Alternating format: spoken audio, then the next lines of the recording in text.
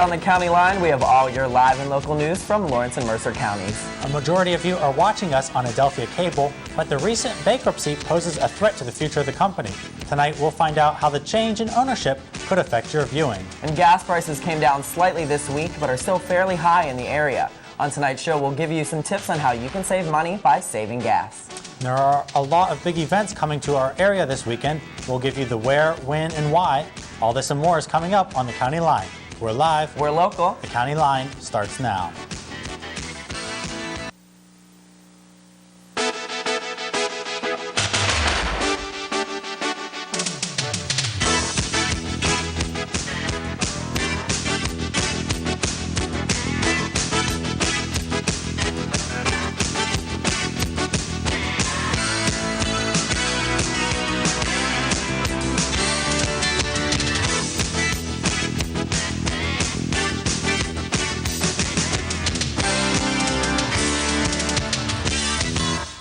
Aiden and I went on the road again this week. Stay tuned to join us when we visit a local cheese shop in Lawrence County. And Mike, dodgeball is a sport that's normally played in high school gym class. Yeah. But last weekend, a group of full-grown men hit the court for charity. We'll have that story coming up in your Titantown Sports. Good evening, I'm Pat Sandora. And I'm Mike Walensky. Time Warner and Comcast Cable have prepared an $18 million contract to buy out Adelphia's cable network. The County Line's Shannon McLean explains how it affects us locally. I'm here at Westminster College where we talked to Dr. David Barner about the potential buyout of Adelphia and how it may or may not affect Westminster College's cable network. Well, the reason Adelphia is being bought out is they got in financial trouble through some illegal activities of the owners, the Regises apparently, at least the Regises have been convicted, and all of a sudden what seemed to be a pretty solvent company was very insolvent. And the one way that to get out of trouble is to sell the company out to get rid of your debts. The college is really at the mercy of the cable providers on what they want to do. However, I don't think that any owner would turn down free local programming. Chief Engineer Charles Shirazi, who heads up the broadcasting of local high school games, says plans will remain the same for the upcoming fall season. So nothing is going to happen. We will continue on as usual. We still will be covering all of Lawrence and Mercer counties with Sharon and Hermitage, and those guys up there are set to go for the fall, and everything in Newcastle here will stay the same. Janet Wagaman, who lives in Wilmington Township, also hopes things will stay the same. I'm in Wilmington Township, not in the borough. We've had Adelphia cable TV for several years, and we've had the high-speed internet for a couple years. I've been happy with the service, and I really hope things don't change if this does become a reality. Adelphia's buyout situation is still in progress, and as things progress, we will keep you posted. Reporting in Newcastle, I'm Shannon McLean for the County Line. Friday is the deadline to mail in your local, state, and federal income tax forms, but locals that are used to waiting in long lines at the post office may be pleasantly surprised this year. Post office workers say that online applications significantly reduce the amount of people in their lines.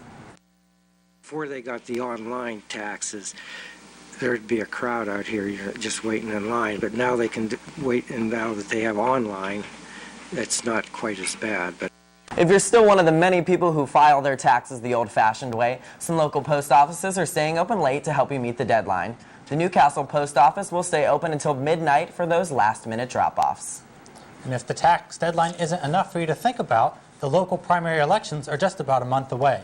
Primaries in our area are scheduled for May 17th, but April 18th is the last day to change your party affiliation before the election. If you plan on voting but can't make it to the polls, May 10th is the last day to apply for an absentee ballot. Anglers all over the state are gearing up for the opening day of trout season this Saturday. Officials stocked the Neshannock Creek in Volant last month.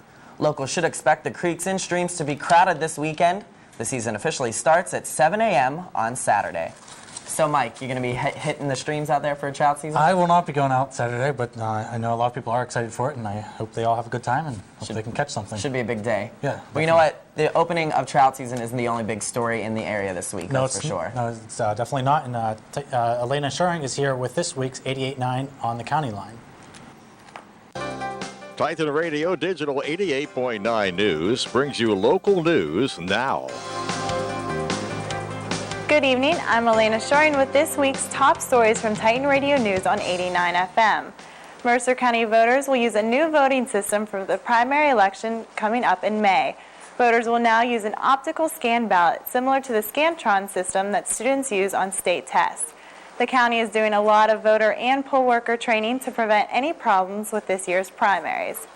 New employees at Mohawk Area School District will now have to submit to drug testing. On Monday night, board members approved a policy which will require all professionals, administrative, and classified employees to be screened for drug use prior to being hired.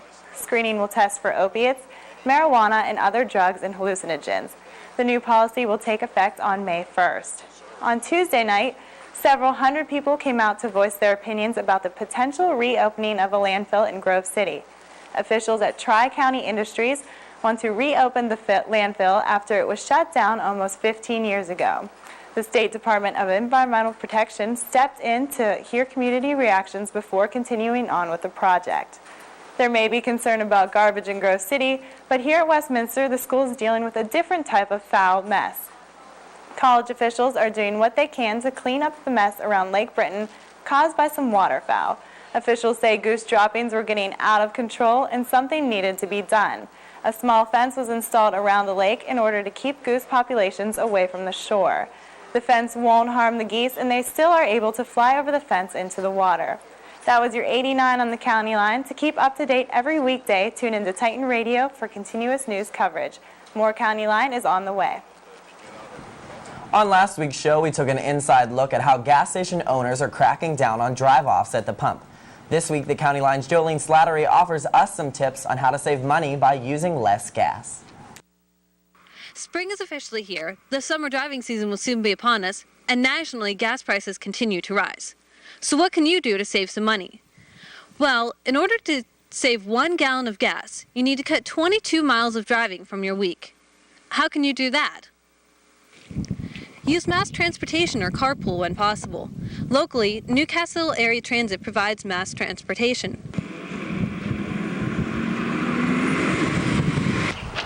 Kids can carpool too. Arrange deals with neighbors to take turns driving all the neighborhood kids to and from school and activities. Find ways to do things from home. Shop online. You can pay bills, do your banking, and buy stamps on the computer. If you have a job for which working from home is possible, ask your boss if you and your coworkers can have 1 day a week where you can telecommute. Have a dinner party. Instead of going out for dinner and a movie, invite your neighbors over for the night. You'll save money and gas.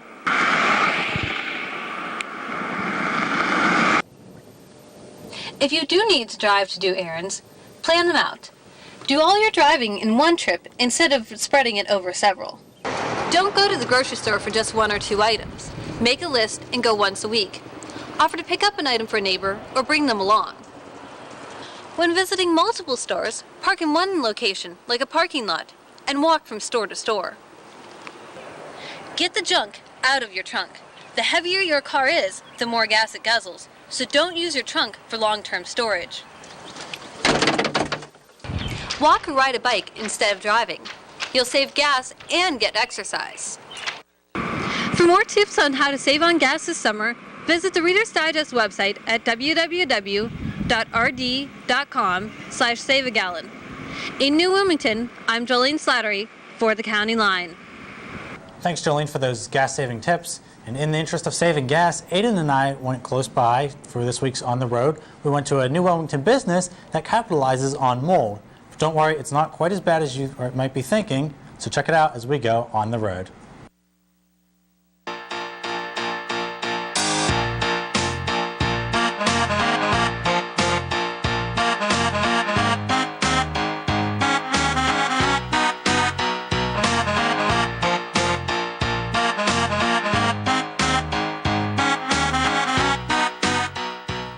Welcome to On the Road. I'm Mike. And I'm Aiden. This week we headed down Route 18 to the Cheese House. To find, you guessed it, cheese. But not only did we find cheese, we found lots of other stuff. They have all sorts of great stuff like gifts for your family or whatever else you need, plus cheese.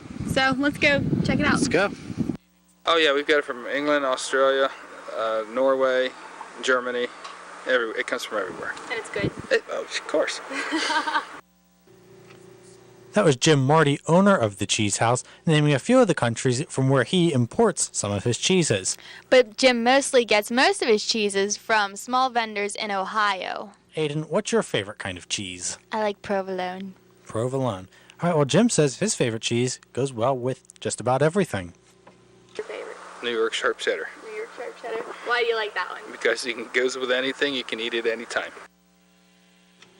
The Cheese House not only offers cheese, but it also has lovely gifts and candy, not to mention groceries that you can also buy. Now, Jim started small with his Cheese House business, but it didn't take him long to grow into a giant novelty shop. Yeah, where I'm at now is a roller rink. I started in a one-room schoolhouse, Amish schoolhouse I bought in '73, and then in '89 I bought this big, huge roller rink and filled it up. Jim told us that he is done with the cheese and that he will be moving to Arizona shortly. But don't worry, his brother is going to take over this longtime New Wilmington tradition. That does it for this week's On the Road. I'm Mike. And I'm Aiden. Join us next week when we go On the Road.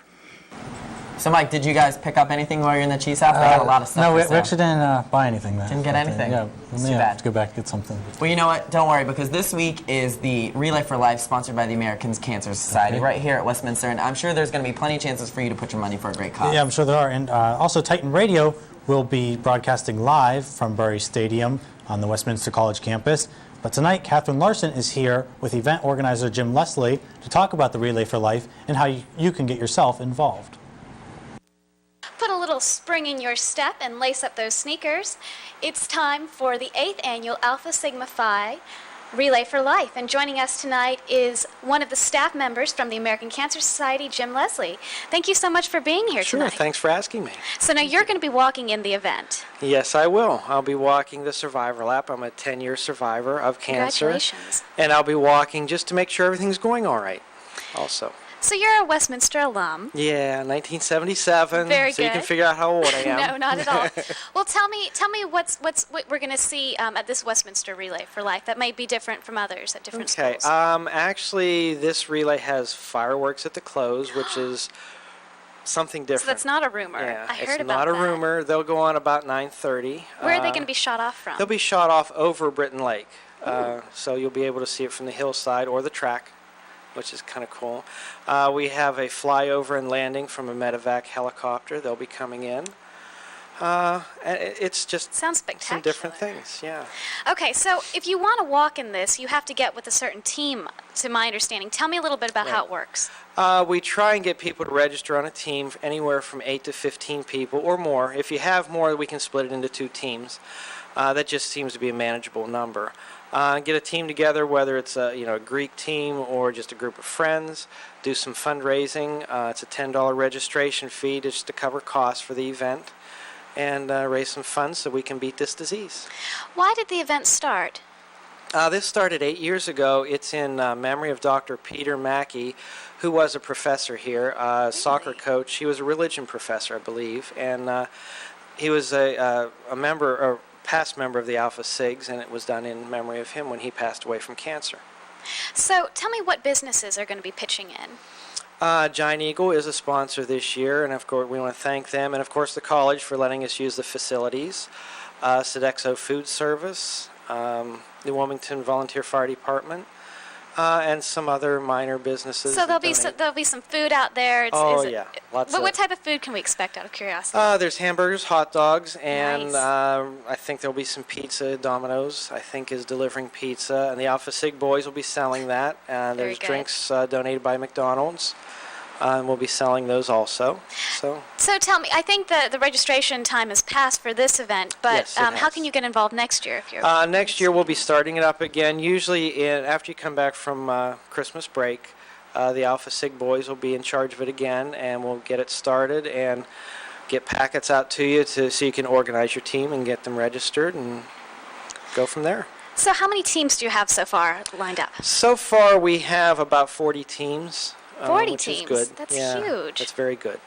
And with that being said, what else is going on with the teams that you know of? Like, how did they get set up? Do friends just join? Yeah, friends. A lot of like sororities will have teams, fraternities, organizations on campus.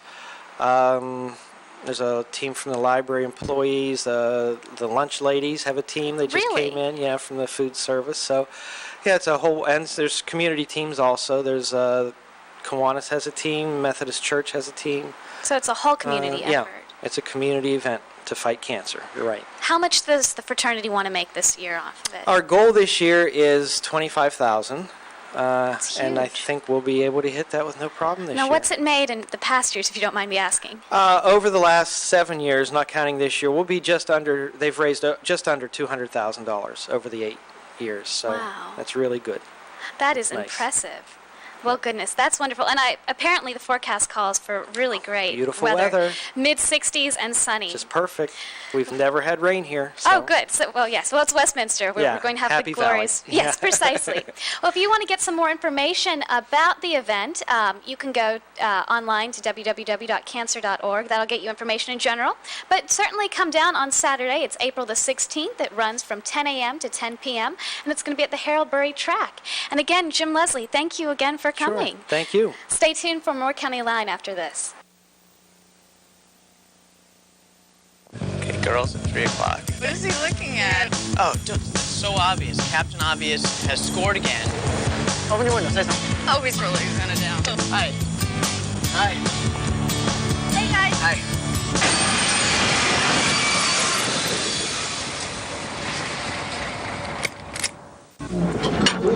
Thank you. Honey, finish up. Come on, we gotta go. Ew. What's wrong? Something's on my glass. Let me see. Oh, it's lipstick. Excuse me, ma'am. Could we just have a new glass, please? This one's dirty. Thank you. Mom. Honey, I don't want you to get sick. I don't know what's on that glass. Oh, have me one too. Hey, you want a Sopapilla? Yeah. There you go. There's some honey right here, too. Picture yourself at Westminster College. Westminster offers an educational experience that is second to none. We've been exceeding students' expectations for 150 years. Westminster combines the prestige of a national liberal arts college with the personal attention you deserve. Westminster is a national leader in graduation rate performance and is the most affordable national liberal arts college in Pennsylvania. Visit Westminster's beautiful 300-acre campus to experience an ideal learning environment. Succeed at Westminster College. Hello and welcome to this week's edition of Titantown Sports. I'm Justin Egley, and here's what's happening in your sports world this week. Now, when you think of sports-related fundraisers, you think of golf and 10Ks maybe, but dodgeball? Reporter Sebastian Driver Salazar brings us the story of a very unusual yet successful fundraising event.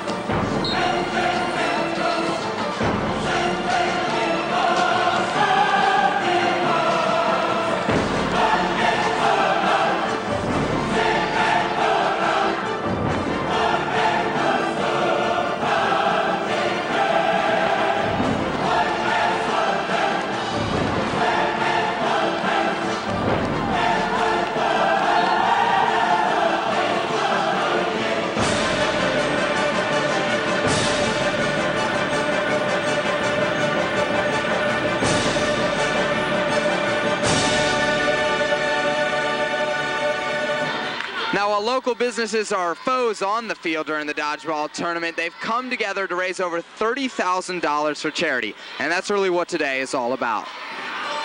What a great way to get our aggressions out on the weekend so we can go to work on Monday and be in a happy mood. Now, it's for a great cause. Obviously, competitive spirits and juices go flowing, but this is for a great cause and honoring three very notable charities. And, you know, we recognize that's the main reason why we're here. And if we can have a little fun and compete along the way, then that's good, too.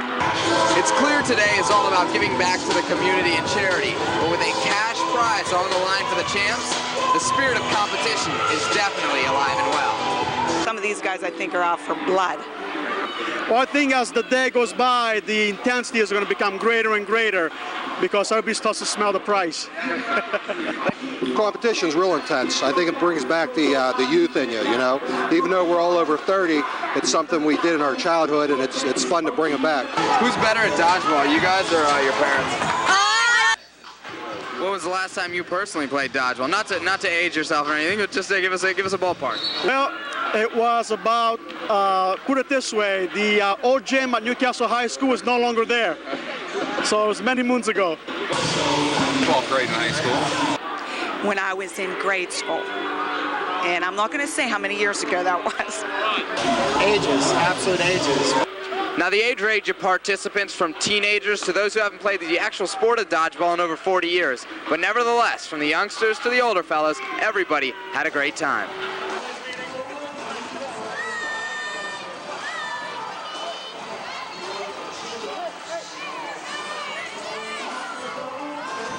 Now, Sebastian, that looked really intense. Did you get hit at all? You know, I managed to stay out of the way. It was a couple close calls, but hey, no headshots, so I'm still here reporting, right? Must be that soccer, skills that you had going on. But how did they come up with such a unique event like this? Well, one of the gentlemen that you saw during the package, John Hughes, watched the movie Dodgeball 3 or 4 times with his kids on DVD, really loved it, started brainstorming, talked to the right people, and wow, what a success. Yeah, it definitely was successful. Over $30,000 was raised for this event. Now, where's all the money going to? Well, there's a lot of worthwhile charities that are going to get some good money out of this. The Rich Center for Autism, the American Cancer Society, and Neshannock and Newcastle school districts will also get some. Oh, cool. That's great. Well, hey, thanks a lot, Sebastian. Now, going from the indoor sports to the outdoor sports, here's the recent results of the Titan men's baseball team. The Titans snapped their 3-game losing streak yesterday with a doubleheader sweep of non-conference foe Case Western Reserve. Mike Mackin improved his record to 2-0 on the Hill as the Titans win their first game 6-2. In the second game, the Spartans posted an early lead, but it was quickly vanished as it was the Titans victorious after 16-2 score. Senior outfielder Brooks Levere knocked out one over center field, and junior third baseman Mark Francasio hit the scoreboard. They both went 2 for 2 at the plate and had 3 RBIs. Westminster will host the next game this Saturday against Teal College. The doubleheader starts at 1, and the Titans will hope to improve on their 13-5 record. Now for the ladies, as they played their first pack game of the year, and it was against Grove City Wolverines, one of the best rivals here in the pack. The ladies went 1-1 in that doubleheader, snapping the 6-game winning streak that they had. The ladies played again today against LaRoche College, and in that first game they won 2-1, but the second game is actually still going on right now as they went into extra innings as it's tied at 6. And then also a very quick congratulations to Lauren Boris as she was named Softball Hitter of the Week for the pack. Now, the baseball teams have been an official sport here on the college, the baseball and the softball team. But in this week's one-on-one, Leanne Veras takes a look at the new Ultimate Frisbee Club team here on campus.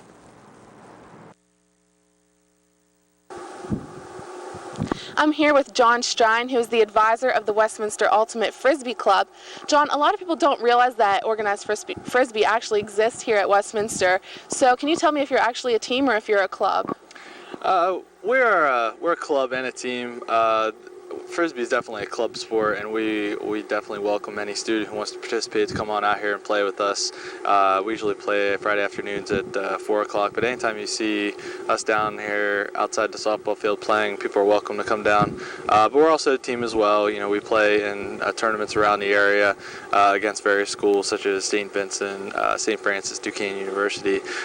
So it's definitely a club sport, but as well, we're also a team here at Westminster. Okay, so you have another tournament coming up on April 23rd, so tell me what that's going to be like for you. That's going to be a very important day for us as a Frisbee Club to host our own tournament up here. We're hoping to have about 12 teams come up, also have some high school teams as well. And we're just looking for it to be a real fun day for everybody, and we welcome anybody that goes here to Westminster to let us know if they want to play. We hope to have 2 teams represented from Westminster that day.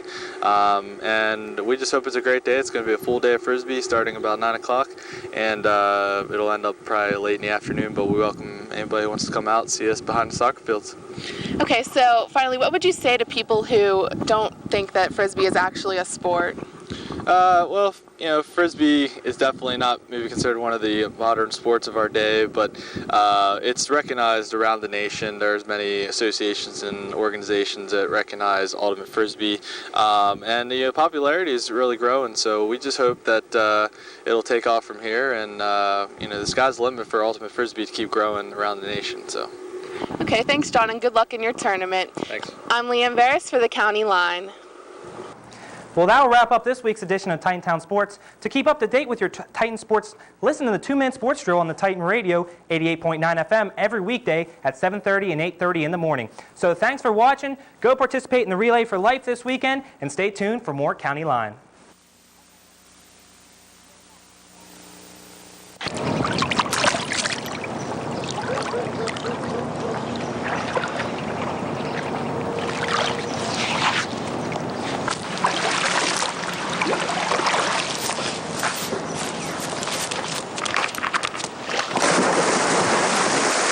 There's a better way to have fun with history.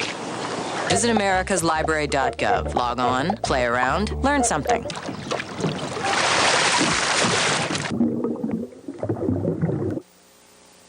The Lawrence County Humane Society believes in the safety of spaying and neutering your animals. Spaying and neutering can have many long-term benefits. We at the Lawrence County Humane Society believe that all animals should be spayed or neutered. Many reasons why, but the biggest reason is that they will be a happier, healthier pet. Also, it alleviates the overpopulation problem. Getting your animals spayed and neutered is one huge step in making sure that more animals are healthy and find loving homes. I'm the best thing you ever had. Only thing I'm guilty of is giving you too much love, making you crazy, making you right, making me follow me, making me suspect. Seem to think I'm playing her game. Don't you know the her? This is me. There's a better way to have fun with history. Visit americaslibrary.gov. Log on, play around, learn something. Theatre Westminster will present the Irish drama Dancing at Lunasa at the end of this month. Something unique about this show, all the actors are expected to dance an authentic Irish jig. So how do they go about learning the dances? The County Line's Aiden Miwa caught up with choreographer Kylie Gallagher for a short lesson of her own. Hi, we're here with Kylie Gallagher, the choreographer of Dancing at Lunasa. Hello, Kylie. Hi. So, Kylie, how long have you been dancing? Well, I've been dancing for 3.5 years before I came to college here, and I took a year off, and then I ended up choreographing actually an Irish dance of my own here for Dance Theater this year. So what kind of dancing do you like to do primarily? Irish. That's pretty much all I do, yeah. I love it. So what got you started on Irish dancing? Well, my dad's side of the family is entirely Irish, and it's just part of our kind of heritage kind of thing, and I really loved it. I went and saw Lord of the Dance and the River Dance. I'm sure you're all aware of that, but I just got involved in it then. After seeing that, we looked for a place so I could actually dance. So how did you get involved with this show? Well, actually, one of the directors approached me and asked me if I could choreograph a dance for them that would be Irish, since the play is based in Ireland, so yeah. So they do the Irish dancing, right? And then, so what do you do in rehearsals? How do you teach them how to do this? Well, I taught them some basic steps first, which were just, you know, some of the generic things, and then I let them add their own flair to it, because it's not as organized as the Lord of the Dance sort of thing. It's a lot more fun and freer, so I let them put a lot of their own spirit and their characters involved in it. It's really a great dance. It looks really good. They're doing a good job. So thank you very much, and I'm Aiden Miwa for the County Line. Well, that just about does it for the County Line this week, but we'll be back next week with your live and local news. And perhaps you've noticed a bumpy ride along Pennsylvania roads lately. But next week we'll find out what PennDOT does to keep traffic moving as smoothly as possible. And in Titantown Sports, we'll check in with local fishermen to see if anyone caught that whopper on the opening day of trout season. And as always, Aiden and I will hit the road again as we go on the road from the County Line. I'm Mike Walensky. And I'm Pat Sandora. Have a great night.